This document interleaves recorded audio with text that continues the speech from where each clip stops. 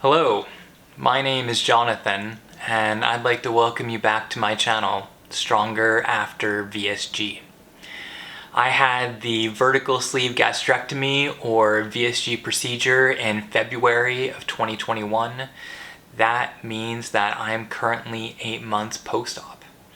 If you'd like to hear about what my life is like now in terms of food, in terms of exercise, in terms of my mental health, and in terms of my spiritual growth, then I hope that you stick around.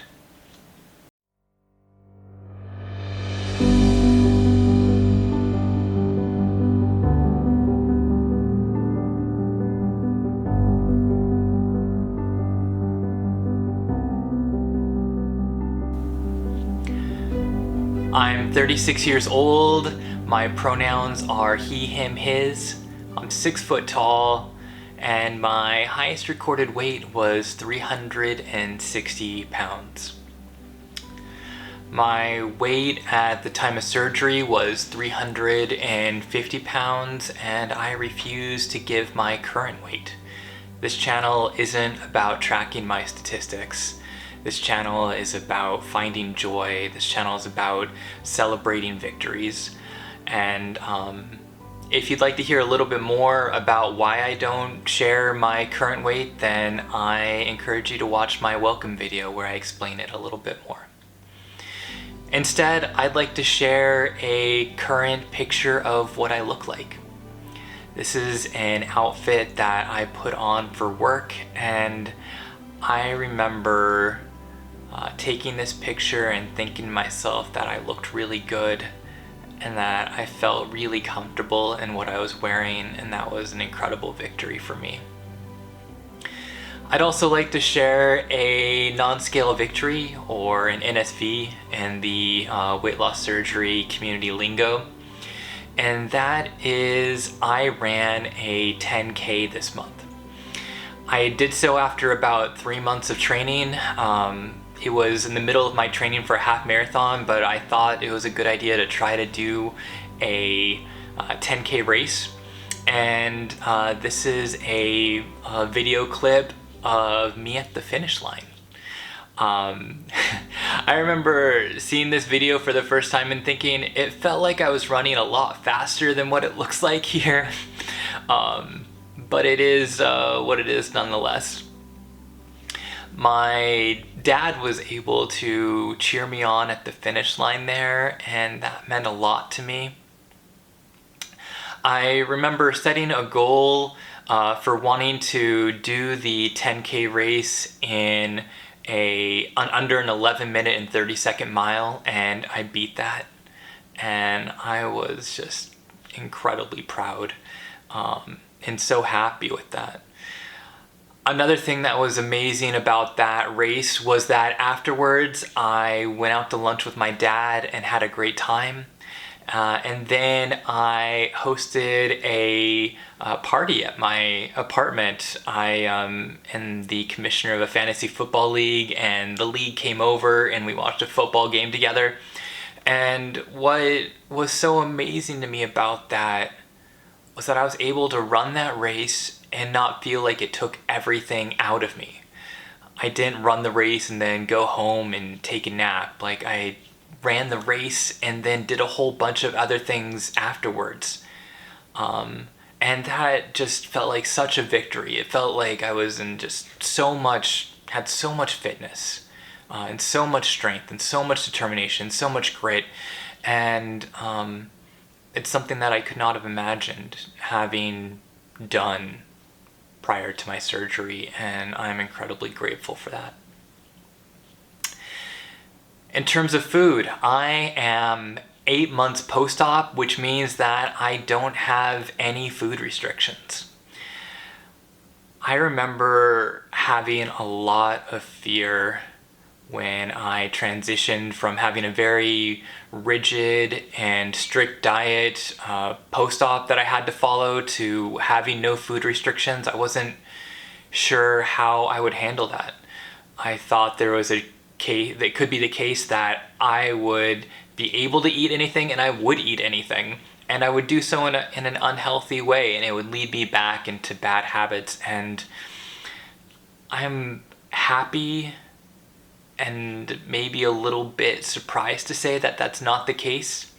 Even though I can eat anything I want, I think 99 to 100% of the time, I'm very proud and very happy with what I choose to eat. I'm a very data-driven person. I track a whole bunch of statistics about my life, and so I'm going to share some of these here with you. I calorie count and I macro count. I currently use Berrytastic to do so, and I'm going to put my a typical week of what I eat here for you to look at. I'm currently targeting eating between 1,800 and 2,000 calories a day, and I did pretty good on that this week, maybe a little bit over, but overall it was pretty good. This might seem really unusual to some of you in the bariatric community. It might seem like a lot of calories, and it certainly is, but it's the amount of calories that I need to fuel the activity that I'm currently doing. I was eating about 1,200 to 1,400 calories at about 6 months post-op, and at that amount of eating, I had a number of scary incidents that happened to me where I felt dizzy, where I lost all energy while I was out exercising. And when I brought that to my bariatric surgical team, my nutritionist and my primary care provider, they felt it probably was because I was not eating enough calories to support the activity I was doing. They asked me if it was possible for me to eat more calories, and I told them I think it was, and they suggested I do so, and so I'm currently doing that under their supervision. And it's not easy to get that many calories in with my small pouch. I have to use liquid calories a little bit to help fuel and replenish my glycogen stores. But I can tell you that after eating 1,800 to 2,000 calories a day, I feel much, much better. I haven't had an incident again where I was dizzy in the middle of a run, or I felt so tired that I crashed and just fell asleep at 6 p.m. at the end of my day. And so it's been a really good change for me, and has really worked well with the activity that I'm currently doing. In terms of eating, I go out to eat probably 6 times a month. I do so with friends and family as situations present themselves, and when I go out, I don't restrict myself from eating anything. I will eat whatever sounds right or feels right in the moment, and that includes French fries, that includes fried chicken, that includes bread, that includes sugary alcoholic beverages, and I will do that and enjoy it. And one of the joys of my life is that I'm able to do that and then go back to my normal eating and enjoy that as well. In fact, sometimes I prefer what I normally eat to eating out. There have been a few times when I've gone out and ate something and said, "Oh my God, John, why did you do that?" And you don't have to do that again. These days I measure my food by how it makes me feel, not by how it tastes. And that's another big change for me. In terms of what are the staples of what I eat, I start every single morning with a chocolate Premier protein. It needs to be refrigerated, but I love it. And one of the things that I'm exceptionally grateful for is that I am not sick of eating protein shakes. I've had a protein shake every single morning since my surgery, and I look forward to them. They are just a great day They're a great way for me to start my day and to get a little bit of energy and fuel my body for the time ahead without causing any sort of hunger issues, and I really enjoy doing that. For lunches and dinners, I typically have tuna or chicken thigh. I prepare my chicken thigh by grilling it in the oven. I'll add Greek spices or Indian spices or lemon pepper, and usually I'll cook about a week's worth of tuna at once, or sorry, a week's worth of chicken at once, and then have it for leftovers, and that's worked really well for me. And I really enjoy that, and I don't see that changing. I don't feel deprived. I don't feel like I'm on a diet. I just feel like this is what I eat. This is what I enjoy. This makes me feel good, and go for that. I've recently incorporated chia seeds into my diet. This was at the suggestion of my personal trainer. If there's one challenging aspect of having VSG, it's been GI issues for me. They haven't completely resolved. I still struggle with GI issues from time to time, and in an effort to try to explore and find solutions around that, my personal trainer recommended that I incorporate some more chia seeds, and so I pour chia seeds into my drinks and am enjoying them. They're, they don't taste like anything, but they're a way for me to increase my fiber, and there's a lot of other micronutrients in there that are really good. The last thing I'll say about my food is that might be interesting to everyone here is that I enjoy carbonated beverages. This isn't typical, again, for patients after weight loss surgery. I was told that I had to give up carbonated beverages for the rest of my life. And I did wean myself off carbonated beverages before my surgery. And that was probably one of the harder things that I had to do. I really enjoyed carbonated beverages, usually not caloric ones, but I enjoyed them. You might say I was addicted to Diet Coke. But at about 6 months, I started playing around with drinking carbonated beverages to see how they made me feel, and I've really enjoyed them. I have some rules around it. I will only have non-caloric, non-artificially sweetened carbonated beverages. So what that really translates to is that I use my soda stream and add some lemon juice to it, and really enjoy it. I think the fear around having carbonated beverages is that the pressure would expand your tummy or cause your stomach to expand. But I don't think that the physics behind that makes sense at all. I don't have any change in what my food restriction has been while drinking carbonated beverages. And so for now, I'm keeping them in and I'm enjoying them, and they're just really good. I don't think I would have been able to do this earlier than 6 months post-op, but now that I'm 8 months post-op, it's been really good.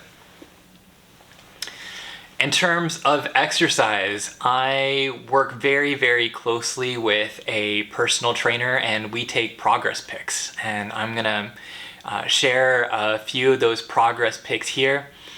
The first progress pics I took were a month or two into working with them, so they were taken on 4/16, and the ones that I'm sharing here are my most recent progress pics, which were taken on 9/17, so roughly a 5-month difference in time there. I take pictures from the front, I take pictures from the side, I take pictures from the back, and they've been a really good way for me to see how my body's changed, not only in its shape in terms of decreasing fat, but also seeing some muscle and seeing some definition in certain parts of my body. And I'm really grateful for these pictures, for being able to track what I look like.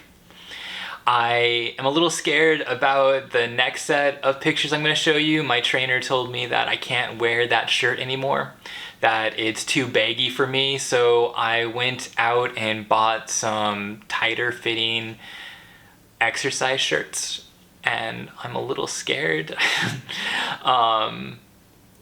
But I think it was a good decision. It'll help me see the changes that are gonna happen over the next few months easier. But it might be a little harder to compare the early pics to the next pics, but we'll see how they look, and you can look forward to seeing them in the 9-month update video. I'm working out 6 days a week. I'd say roughly 2 hours a day. Right now, my exercise is focused on training for a half marathon. I'm using the Runner's World guide for training for my first half marathon, and I'm gonna link the place I got my training plan below in the description. Right now I'm on week 11 of a 12-week program. My half marathon race is this week, and I'm super duper excited for it. And I thought I would just bring you through 3 or 4 of the runs that I did this week. Normally my runs consist of a tempo run. That's a 6 to 7 mile run where I'm trying to maintain a certain pace, and right now for me that's a 12-minute mile. And when I did that this week, I was very, very proud of it and very happy that I was able to do that. Then there's a long run that is typically 8 to 11 miles. In this case, the run this week was 9 miles. I took a picture of myself right before the run so I could show you guys what I look like in my gear. I wear a Camelback when I go out on my long runs, mainly because I'm really concerned about dehydration because I sweat a tremendous amount when I'm out on my runs. And that Camelback holds 2 liters of water, and after running 9 miles I drink all 2 liters of water while running those 9 miles, and it helps me feel safe, it helps me feel strong, and it's been really good for me. Afterwards, I usually have a recovery run, and that's just an easy 2 to 3 mile run. And for this week, I wanted to try to do a run non-stop. Even though for my half marathon training, I'm using a method called Jeffing. It's named after Jeff Galloway, who suggests that there's a lot of benefits to run walking when you're training for a long distance run. So in my case, I run for 4 minutes and then walk for 1 minute, then run for 4 minutes and walk for 4 minutes, and do that over and over and over again. It's been so good for me to prevent injury, for me to be in touch with how much strength and energy I have. One of the great benefits for me is that every time I walk, I will take 2 sips of water. That being said, I'd like to try to get better at running longer and longer without stopping, so I tried to do that for this run. For this recovery run, but unfortunately this recovery run happened on one of my strength training days, and I was deadlifting and doing some split squats, and my legs were really tired, and so I wasn't able to go the full 20 minutes without stopping, but I only took 1 short walk break in the middle and then finished the run strong, and was still really, really proud of that. One of the things that I'm doing is also strength training. I'm not focusing right now on making a lot of gains or getting a lot stronger. The lifts that I do are just to preserve my strength and to help supplement my running, so I focus a lot on lower body strengths with squats and deadlifts, and then also some other exercises for my upper body. And I think that's something that's going to be changing in the near future after my half marathon training, but for now I do roughly 4 runs a week and 3 strength training sessions. In terms of my mental health, most days I'm really proud of myself and really happy with where I'm at. But that doesn't mean I have no anxiety about what's going on in my life. One of the things that I'm incredibly anxious about is my weight loss trajectory stopping or stalling out, you might say. I don't have any evidence for that, and yet it terrifies me. I should say I don't have any evidence in my life. I think the evidence that makes me afraid of this is hearing stories about people who say they need to lose the most weight in the first 6 months, or that if you don't lose it in the first 6 to 12 months, then it's going to be really hard to lose it afterwards. And that anxiety probably motivates me in a really unhealthy way. It's something that's very real in my life. It's something that I struggle with. But like I said, there's no evidence in my life that that's happening.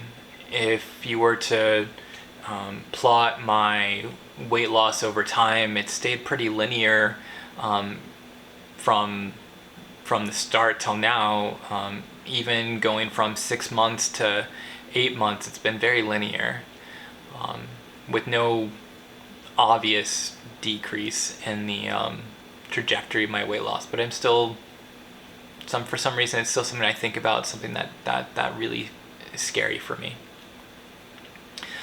Another mental health issue for me that I've been dealing with has to do with clothes. I was never a very fashionable person, but some of that's kind of come back to maybe haunt me a little bit now. I didn't buy new clothes for a very, very long time after my surgery. I didn't go out till probably 7 months. I was just happy being frumpy, wearing really, really baggy clothes. I watched a lot of videos that told me just to save the money, so I just ignored it and didn't buy any new clothes, and because I didn't really care what I looked like to the outside world. But that's kind of changing now. Now I do kind of care what I look like, and I like to wear clothes that fit me and make me feel good. And so one of the things that's happened here where I live is that it started raining, and I did not have a jacket to wear in the rain that fit me. And so I came up with this beautiful plan. I was going to walk to the Columbia store and go buy a jacket and then walk out of the store wearing the jacket. So I went to the Columbia store, and stereotypically, predictably, it started raining while I was walking there without a jacket on. When I got there, I had the intention of looking for a jacket, but other clothes just kind of started calling to me, and I started trying on some clothes. And it was a strange experience for me. I had been forced to shop at clothing stores specifically for large individuals for so long. Most of my clothes came from DXL because I couldn't find clothes that fit me at normal sizes at normal stores. But some of these clothes that I tried on were fitting me, and I'm going to show a picture of a vest that I tried on. You can see how uncomfortable I look in this picture. I remember thinking maybe I look good in this, but the reason that I bought it is it made me feel good. And I don't think I bought that color. I bought another color, and I'm sure you're gonna see a video of me or a picture of me in it sometime soon. But that was really good experience for me. Eventually I did buy a jacket. I found a jacket there. This is what the jacket looks like. And I remember being so unsure of whether I looked good or looked appropriate in that jacket. I asked the person at the checkout, do I look okay? Because I was so unsure of what I looked like.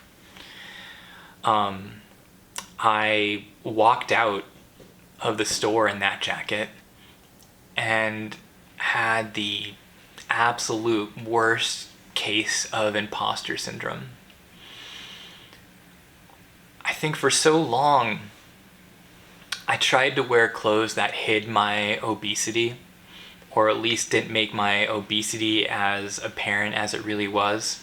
And so I think I'm always thinking that when people look at me, they're just seeing someone who's wearing clothes to hide what they really look like, or to hide how obese they are.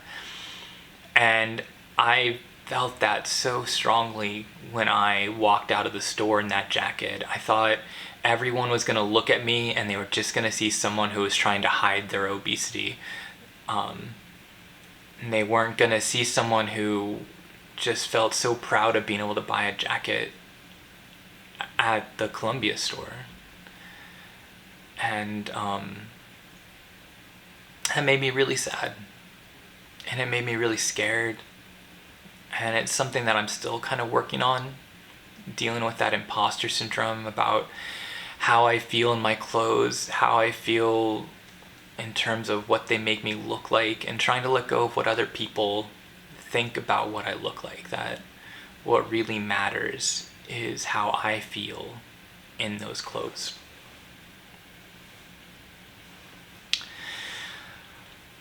In terms of my spiritual growth, I am going out a lot more with others.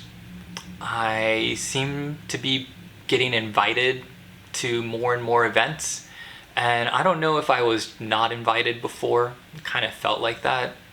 I don't know if I'm just more open to these events. I don't know if there's some sort of interaction with how the world's changed, that all of a sudden I'm being invited to go out and have drinks or go out to dinner with people, but I'm doing that, and it makes me feel so brave every time I do that. And I'm really happy with how I've been comfortable putting myself out there, sharing who I am, what I'm going through, with my friends that are having their own challenges at the same time. Another way that I've grown is that a friend of mine and I have planned a trip to New York City this spring. We're going to go to the Met Opera together, as well as to go see Hamilton on Broadway, and I'm really, really, really excited for that. I also had a spontaneous hike trip to the beach with a friend of mine. This is something that never would have happened before the surgery. I asked them if they wanted to go for a hike with me, and they're like, yeah, let's do it. And so we went to the beach, and it was magical there. Not only did I go on this 7-mile hike, but I was able to do one of my favorite things, which was to go walk on some tide pools, and I found a purple starfish. And finding a purple starfish in tide pools just made me really, really happy. I felt so good on that hike, on that adventure. I didn't feel like I was out of breath. I didn't feel like I was dragging. I felt like I was just able to walk and be with my friend, to listen to what was going on in their lives and to share what was going on in my life, and not feel winded or unhealthy. Just to walk 7 miles, to be out in nature. And that was something that never would have happened before, and it felt like such a gift. I felt the transformation, how I've changed, and that was really, really good for me. So that's my update for what my life has been like. 8 months post-op from my vertical sleeve gastrectomy. Let me close the video by reminding everyone to be kind to yourself and to be kind to each other.